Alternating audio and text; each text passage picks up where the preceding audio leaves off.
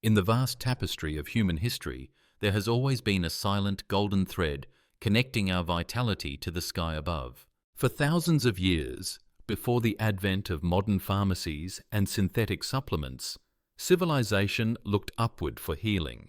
We worshipped the sun not merely as a deity, but intuitively as a source of life force. Today, as we navigate the golden years of our lives, that connection remains not only relevant, but biologically essential. However, the relationship between the sun and the aging body is complex, a delicate dance between profound healing and potential harm. To understand how to harness the power of the sun for maximum vitamin D absorption, we must first undo years of misconceptions and learn to view sunlight not as a simple weather phenomenon, but as a potent medication. A prescription written by nature that requires precise dosage, timing, and understanding. For the senior community, this conversation is critical. As we age, our bodies undergo a quiet transformation. The efficiency of our internal machinery slows down. The skin, once a thick and resilient barrier capable of synthesizing vast amounts of nutrients instantly, becomes thinner and more fragile. It loses some of the precursor molecules required to turn sunlight into vitamin D. This means that a 70-year-old walking in the garden for 20 minutes absorbs significantly less solar nutrition than a 20-year-old doing the exact same activity. This biological reality creates a paradox. At the stage of life when we need vitamin D the most to protect our brittle bones, support our fading muscle mass, and sharpen our cognitive functions, we are biologically less efficient at producing it. Therefore, the casual approach to sunbathing that worked in our youth is no longer sufficient. We need a strategy. We need to understand the sun as a biohack for longevity. Let us begin by visualizing what happens the moment a ray of sunlight touches your skin. It is a miraculous event. Buried deep within the layers of your epidermis is a form of cholesterol called 7-dehydrocholesterol. For decades, we have been taught to fear cholesterol, but in this context, it is the hero of the story. When a specific spectrum of sunlight, known as ultraviolet B or UVB, strikes this molecule, it shatters a chemical bond, transforming it into pre-vitamin D3. This new molecule is then carried by your blood to your liver and eventually to your kidneys, where it becomes the active hormone that defends your body. Yes, it is a hormone, not just a vitamin. It unlocks the DNA in your cells, instructing them to fight infections, reduce inflammation, and absorb calcium. Without this solar key, the calcium you eat in your yogurt or cheese cannot effectively find its way into your bones. It simply passes through you. Thus, the sun is not just warming you, it is building you. However, here lies the first great misunderstanding that leads many seniors astray. The belief that all sunlight is created equal. It is not. The sun that streams through your window in the early morning while you drink your tea is beautiful, and it lifts your spirits, but it is largely useless for vitamin D production.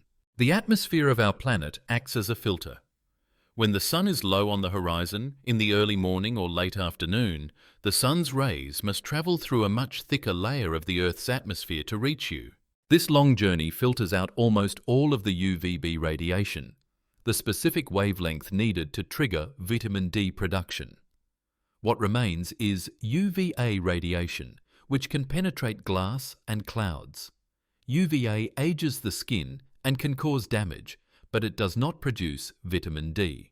This leads us to a concept that is often counterintuitive and even controversial in dermatological circles, but essential for vitamin D synthesis: the importance of the solar noon. For years, we have been told to avoid the midday sun at all costs.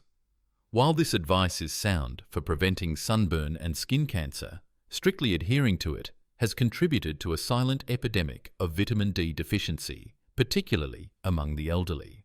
To make vitamin D, the sun must be high enough in the sky for the UVB rays to punch through the atmosphere. There is a simple, elegant rule of thumb that you can use without any scientific instruments, known as the shadow rule. Next time you are outside, look at your shadow. If your shadow is taller than you are, the sun is too low. The UVB rays are being scattered by the atmosphere, and you are not making vitamin D, no matter how bright it feels. You are merely exposing your skin to aging UVA rays. However, when your shadow is shorter than you are, the sun is high, and the vitamin D window is open.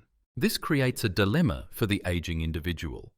We know that the midday sun is the only time we can effectively manufacture this hormone, yet we also know that older skin is thinner, has less melanin, and burns more easily.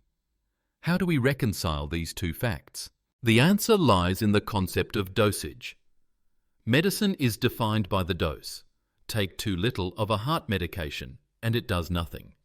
Take too much, and it becomes a poison. Sunlight is exactly the same. The goal is not to bake in the sun for hours. The goal is to expose the skin for a short, calculated burst during that peak window, just enough to trigger the chemical reaction, but not enough to cause redness or damage. For a senior with fair skin, this might be as little as 10 to 15 minutes at noon. For someone with darker skin, it might be 20 or 30 minutes. The body is incredibly efficient. Once it has reached its maximum production limit for the day, it shuts down the factory. Staying out longer does not produce more vitamin D. It simply breaks down the vitamin D you have just made and increases the risk of skin damage. We must also consider the geography of the body.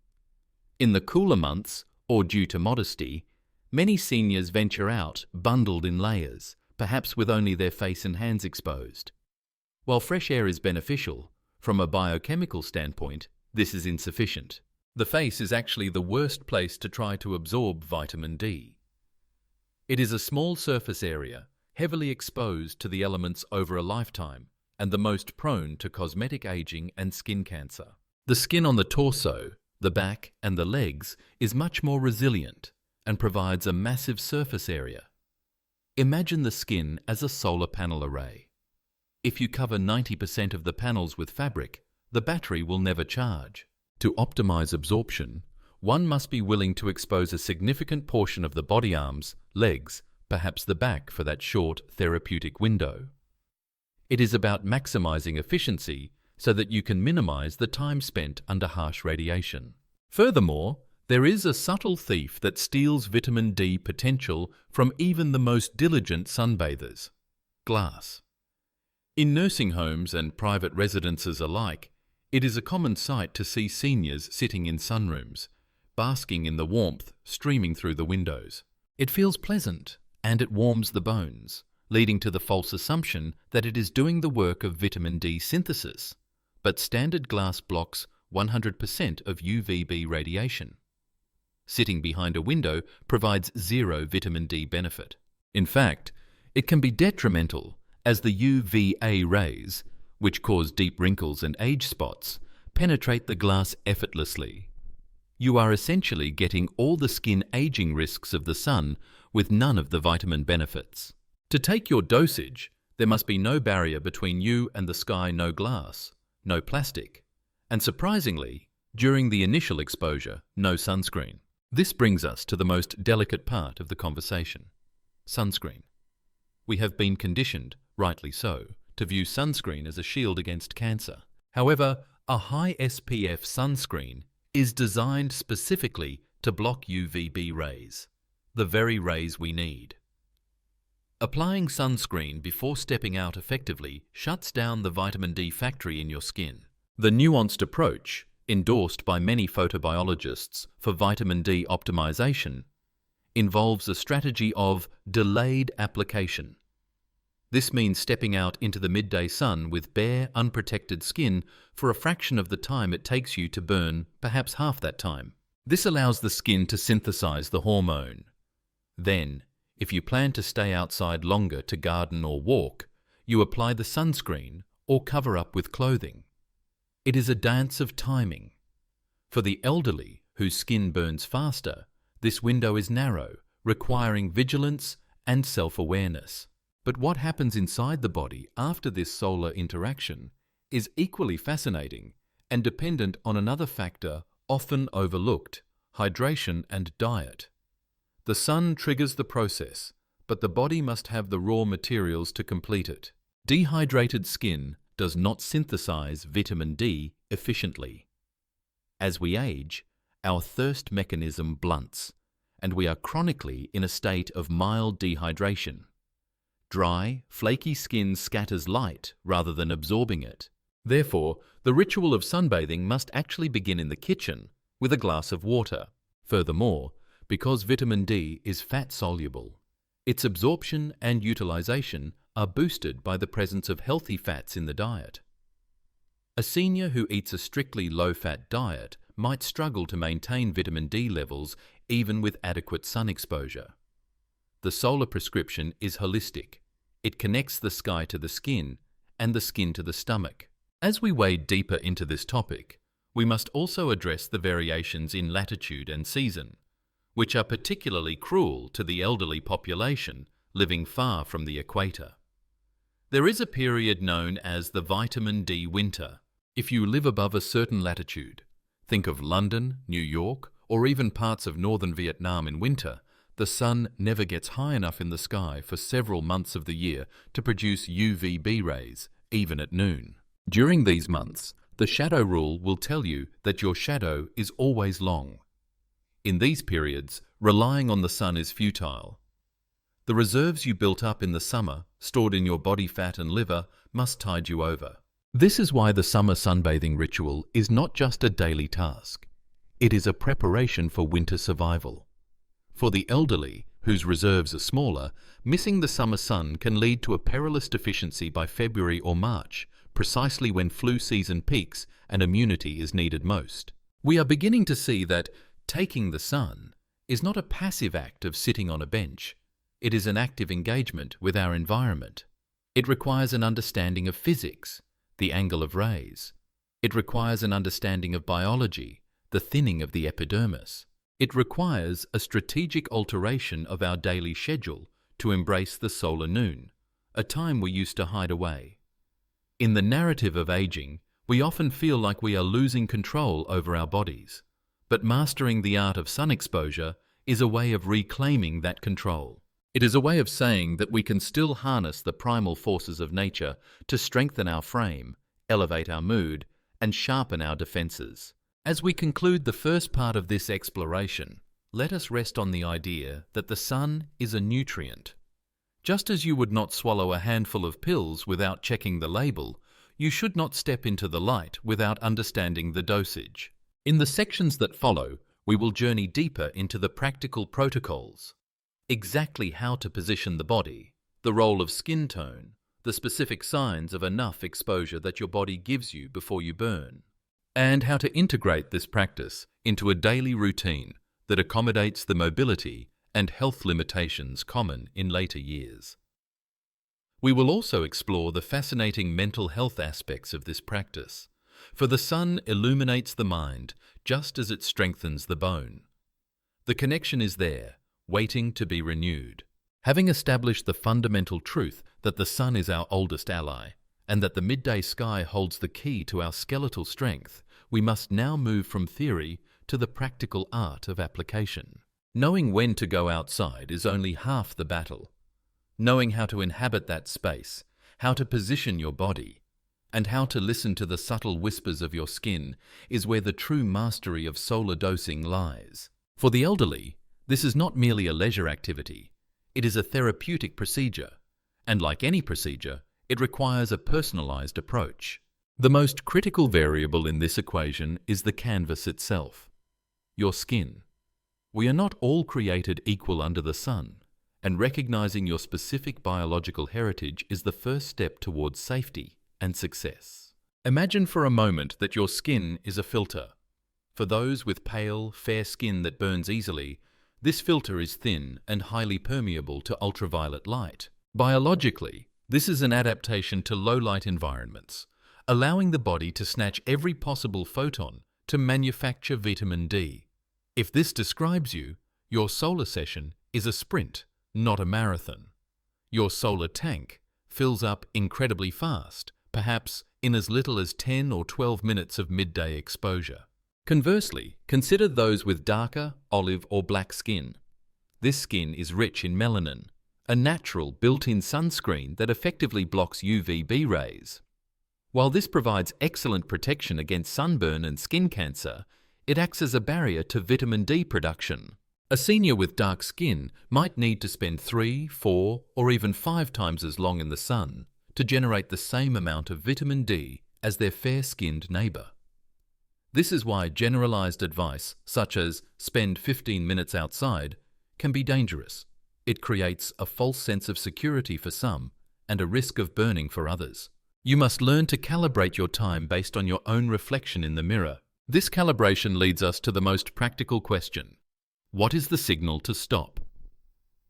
In the age of digital watches and smartphone alarms, we have forgotten how to read the body's own dashboard.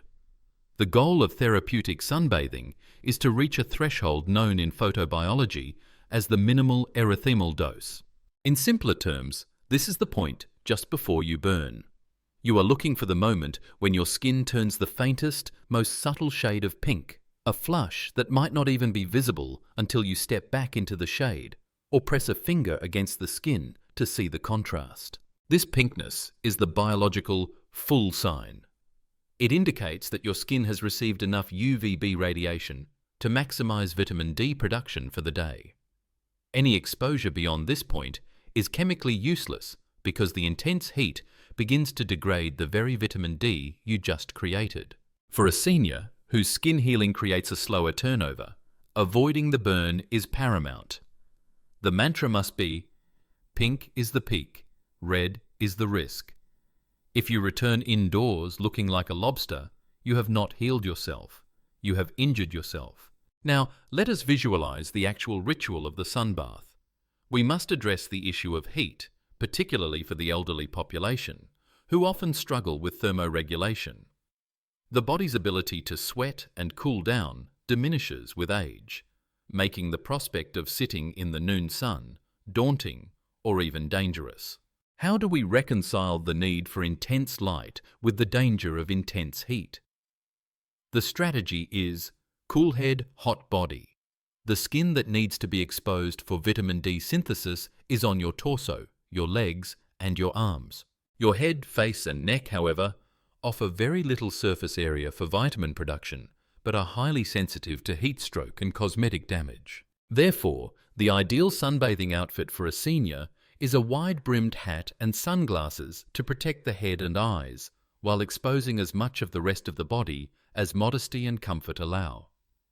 You are essentially creating a microclimate where your vitamin factories, your large muscle groups and trunk are working in the light, while your command center, your brain remains cool in the shade. Furthermore, we must reconsider our posture.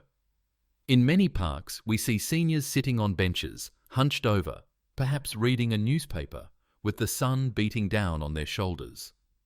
While better than staying indoors, this is not optimal.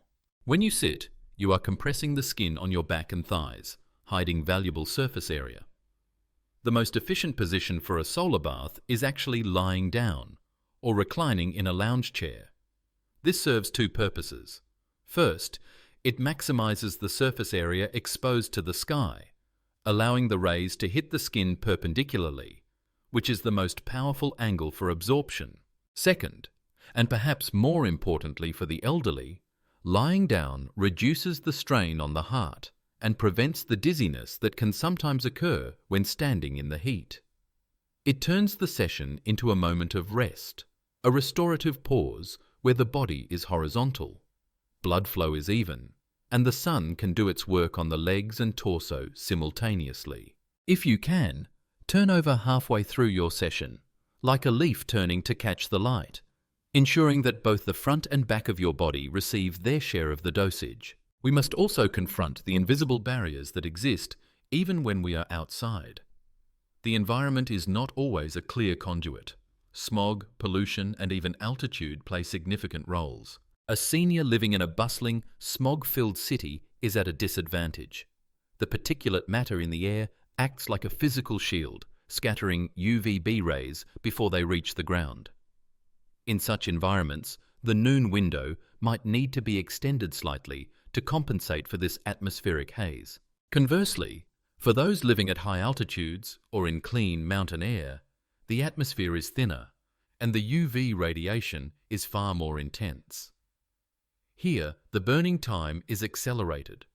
The 10-minute rule might become a 5-minute rule. Awareness of your environment is just as important as awareness of your body. Even the ground beneath you matters. Grass and soil absorb UV rays, but sand, water, and concrete reflect them. Sitting by a pool or on a white patio can effectively double your dose, as you are hit by rays from the sky and rays bouncing off the ground. For an older person with fragile skin, this reflective power can lead to unexpected burns in half the usual time. There is another, often overlooked aspect of this ritual, the element of consistency versus intensity. In our modern lives, we are prone to the weekend warrior mentality, staying indoors all week and then trying to catch up with hours of sun on a Saturday. For vitamin D synthesis, this is the worst possible approach. The body's capacity to produce pre-vitamin D3 is finite on any given day. Once the receptors are saturated, the process stops. You cannot cram a week's worth of production into one afternoon. It is akin to trying to eat a week's worth of food in one sitting. The body simply cannot process it. The most effective protocol for maintaining high vitamin D levels in the blood is short, frequent exposures. 10 minutes every day is infinitely superior to 70 minutes once a week. This consistency creates a steady, rhythmic supply of the hormone, keeping blood levels stable and allowing the skin to build up a natural tolerance, a solar callus, which further protects against burning. For the retiree, this daily rhythm can become a beautiful anchor in the day, a scheduled appointment with nature that dictates the flow of the morning and afternoon. However, we must navigate the practical reality that not every senior has the luxury of a private garden where they can lie down with exposed skin. What about those in urban apartments or assisted living facilities with shared courtyards? If full body exposure is impossible due to privacy or mobility issues, we must prioritize. The legs and arms are the workhorses of vitamin D production. Simply rolling up trousers to the knees and sleeves to the shoulders can expose about 30 to 40% of the body's surface area. This is a significant amount. If you are confined to a wheelchair or a balcony, simply exposing these limbs during the solar noon can be sufficient, provided the duration is adjusted. It is about doing the best with the canvas you have available. Even the palms of the hands are excellent absorbers, though they are small. The key is to avoid the full armor of long sleeves and pants during that critical window. Let us also touch upon the sensory experience of the sunbath. As we age, our tactile sensation can diminish. We might not feel the heat of the burn until it is too late. This is why using a timer is not a sign of weakness. It is a medical tool. Set a timer on your phone or use a simple kitchen timer. Do not rely on how it feels, because the damage of UV radiation is silent and cumulative. The redness of a sunburn is a delayed reaction, appearing hours after the damage is done. By the time you feel pain, the window for safe vitamin D production closed long ago. Trust the clock, not just your sensations. Start with conservative time limits, perhaps just 5 to 7 minutes, and observe your skin in the evening. If there is no redness, you can gradually add a minute the next day. This cautious scientific escalation allows you to find your personal sweet spot without ever suffering the injury of a burn. Finally, in this section on the how, we must address the immediate aftermath. The ritual does not end when you step out of the sun. What you do in the 30 minutes following your exposure is a subject of much debate and emerging interest. The skin is hot, the pores are open, and a chemical reaction is continuing to unfold on the surface of your epidermis. Some natural health advocates suggest that washing with harsh soap immediately after sunbathing might strip away some of the oils containing the newly formed pre-vitamin D before it is fully reabsorbed into the bloodstream. While science is still investigating the exact time frame of this absorption, it is prudent advice for seniors who already suffer from dry skin to avoid scrubbing the skin with aggressive cleansers immediately after coming inside. Instead, rinse with cool water to lower the body temperature and hydrate the skin. Apply a natural moisturizer. Treat your skin like a precious garment that has just been through a delicate process. This cooling down phase is crucial to prevent heat exhaustion and to lock in the benefits of the exposure. As we master these physical techniques, the timing, the clothing, the positioning, and the safety checks, we begin to see that sunbathing is a discipline. It is an engagement with the natural world that demands respect. But beyond the mechanics of UV rays and cholesterol molecules, there is a deeper layer to this story. The sun does not just feed our bones, it feeds our internal clocks, our sleep cycles, and our emotional resilience. In the final part of our journey, we will explore the profound impact of this solar routine on the aging mind, the vital connection between sunlight and sleep quality in the elderly, and how to maintain your vitamin D levels when the seasons turn against us and the vitamin D winter descends. We will look at the complete picture of a life lived in harmony with the light. As we draw the curtains on our comprehensive journey through the relationship between the sun and the aging body, we must acknowledge that the benefits of this celestial relationship extend far beyond the hardening of bones. While we have focused heavily on the skeletal structure, the scaffolding of our physical form, the sun's rays penetrate much deeper, touching the very chemistry of our minds and the rhythm of our days. For the senior community, where the quiet struggles of insomnia, cognitive decline, and seasonal sadness often take root, the sun offers a form of medicine that no pharmaceutical can fully replicate. It is a dual prescription, one that fortifies the frame and one that illuminates the spirit.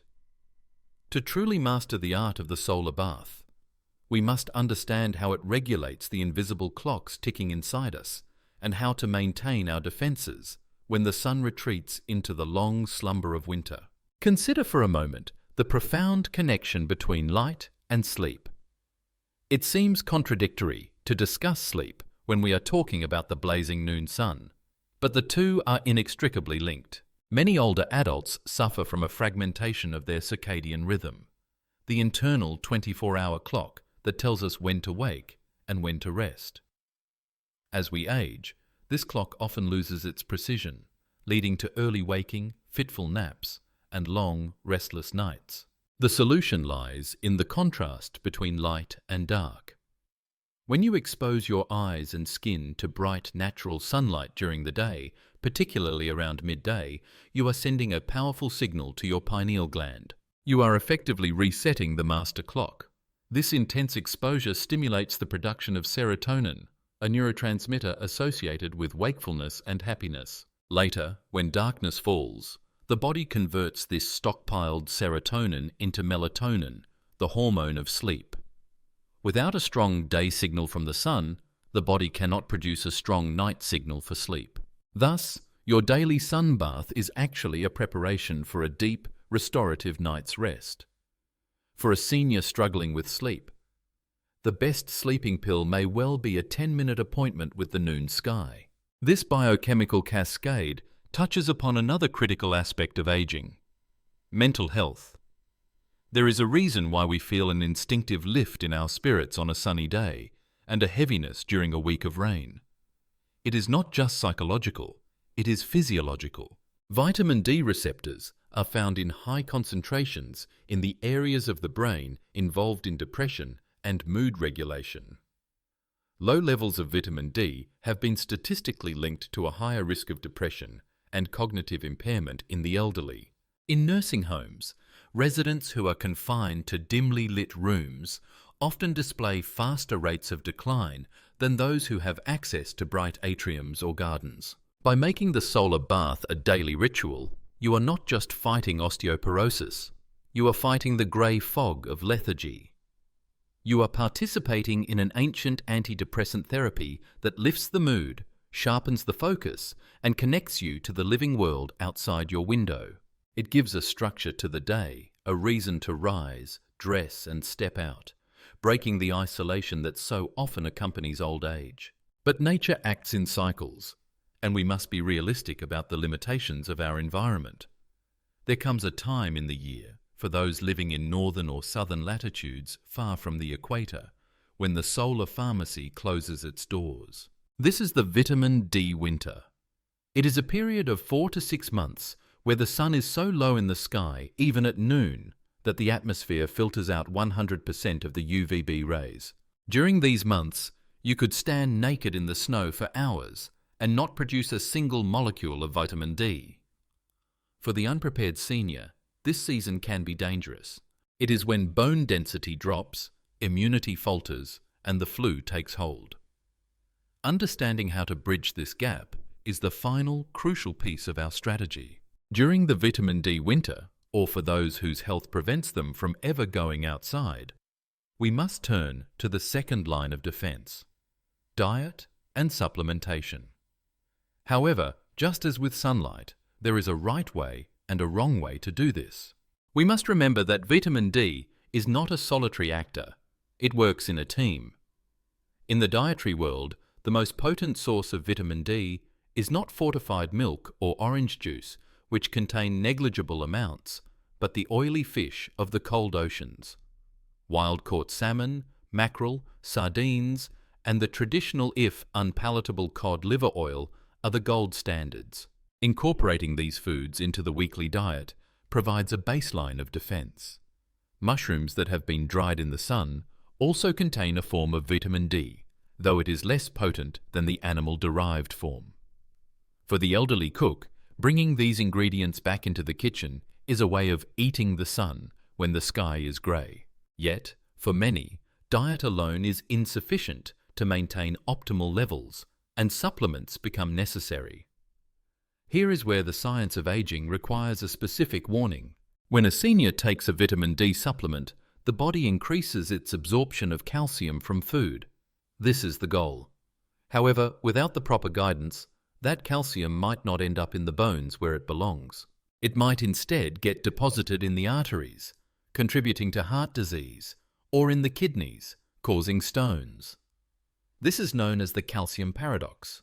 To prevent this, vitamin D should almost always be taken with its partner, vitamin K2. Think of vitamin D as the gatekeeper that lets calcium into the blood, and vitamin K2 as the traffic cop that directs that calcium into the bone and away from the heart. For an older person, taking a combination of D3 and K2 is a safety measure that mimics the body's natural intelligence. Furthermore, the conversion of vitamin D into its active form requires magnesium. Since many seniors are deficient in magnesium, taking high doses of vitamin D without it can lead to leg cramps and muscle tightness.